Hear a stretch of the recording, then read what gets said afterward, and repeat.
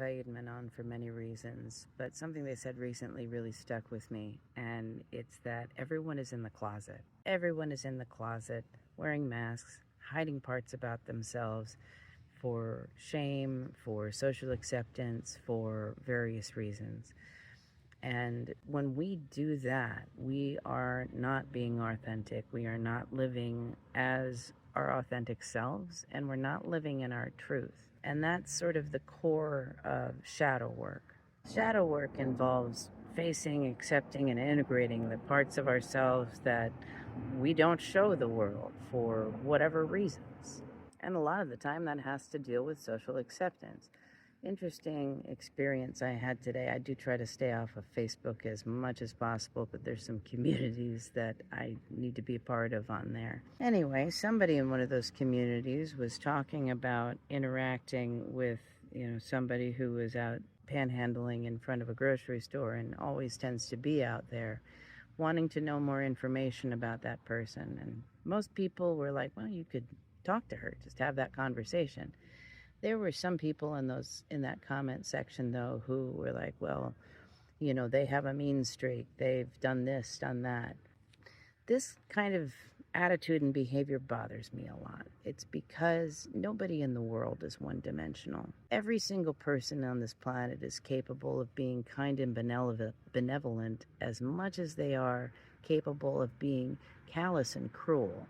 In other words, most people have a mean streak, unless you've done a lot of inner work on yourself and really integrated that part of yourself.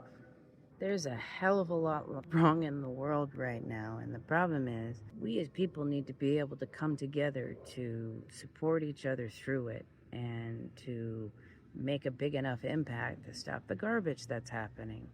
But we can't do that when we look upon each other with suspicion, when we focus on ways to separate and divide ourselves from everyone else, other people, instead of looking for the points of connection that we have between us. Toxic individualism is a big problem in the United States especially, and I dare say that modern psychiatry and mental health care really sort of emphasizes that. We tend to think of healing and care as something we do one-on-one with the therapist, instead of bringing those skills and that engagement out into the community. Truth be told, when we're struggling to accept our own shadow selves, we will interact with each other and project that onto other people. We will look at other people in a sense of what is it that they're hiding?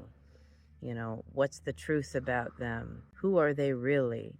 Instead of accepting the fact that we are all multidimensional beings, and that's exactly how we all are. We have good sides and we have bad sides.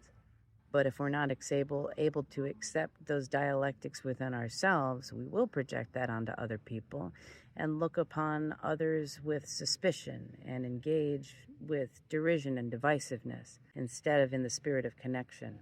This is why you hear so many people saying if you're bothered by somebody, outside of you, then you need to look inside. I'm not going to say that every single time, it has to do with your own projections. I think a lot of people have been through some awful experiences and they recognize when somebody is toxic and they don't want to be around that. But regardless of that, it is important for us to look inside first, and whether it is how we view somebody else or how we are looking at our own reaction to what's happening inside of us, I recommend you approach with wonder. I wonder why they are like that. I wonder why they feel that way.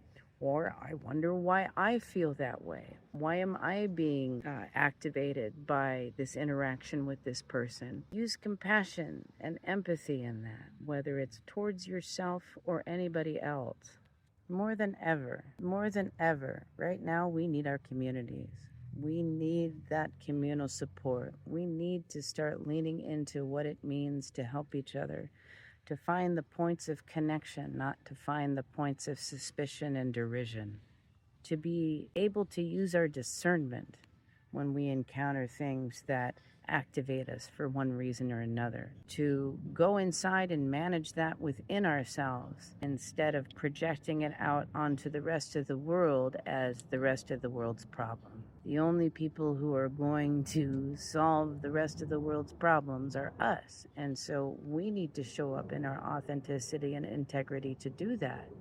A lot of people struggle to do that with others, but especially with themselves. They struggle to approach what's happening inside of them, their ideas, their reactions, their beliefs, with wonder, with compassion and empathy, and not judgment and shame and derision. And that's why shadow work is important. When we can do that for ourselves first, that will spread out into the rest of the world and affect every other interaction that we have with other people. It will build community. It will build cohesiveness. It will strengthen our ability to work together with others, even if we don't agree with them 100% on everything. And that's what strength in numbers means. That's how we push through difficult circumstances, not by purity testing everyone to see if they're safe, but taking that within our own hands and making sure that we take care of ourselves first. Hi, I'm Reverend Meggus. This is the Owl and the Wolf, and I do shadow work. If you'd like to work with me, you can visit my website, theowlandthewolf.com. Have a wonderful day. Love you. Bye.